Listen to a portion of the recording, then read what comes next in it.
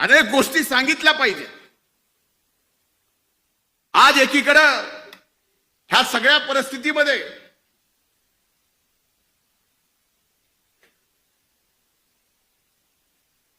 दादानी ऐकावं म्हणून मी थांबलोय। एक नक्की आहे, शिर्डीच्या साईबाबांच्या साक्षीने सांगतो की आमच्या बीड जिल्ह्याच्या पालकमंत्री पदाची जबाबदारी आदरणीय दादांनी या ठिकाणी घेतली। अतिशय आनंदाने मी या ठिकाणी सांगतो, तो आनंद या ठिकाणी व्यक्त करतो आणि जिल्ह्यात दादा आपलं स्वागतही करतो। यात मीही विनंती केली होती की सद्य परिस्थितीमध्ये अशा जबाबदारीत आपण नसू नये, पण एक गोष्ट मात्र लक्षात घेतली पाहिजे।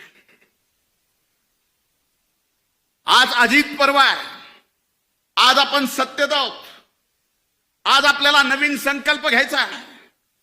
पण हा नवीन संकल्प घेत असताना राष्ट्रवादी काँग्रेस पक्षाला पहिल्यांदा कार्यकर्ता भिमुख व्हावं लागेल।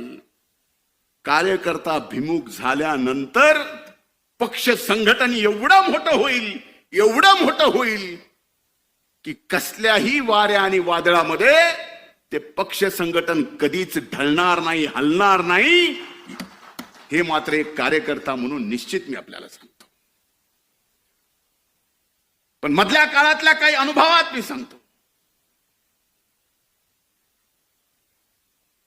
खरंच आपल्या पक्षामध्ये पक्षाची जबाबदारी घेऊन काम करणारा प्रामाणिकपणे अनेक वर्षापासून त्यालाच विचारून सगळ्या गोष्टी होत्यात।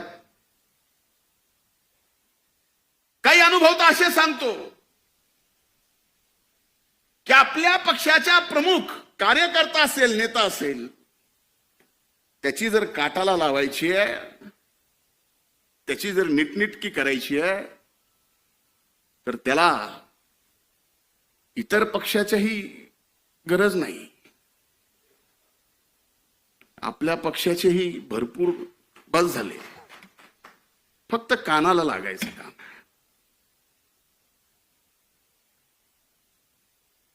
यानी काय होणार आहे? जे दादा तुमच्यासारख्या एका नेत्याने माझ्यासारखा कार्यकर्ता घडवला, भले आज लोक मला नेता समजत असतील, पण माझ्यातला कार्यकर्ता मी मरेल, पण माझ्यातला कार्यकर्ता मी कधीच मरू देणार नाही।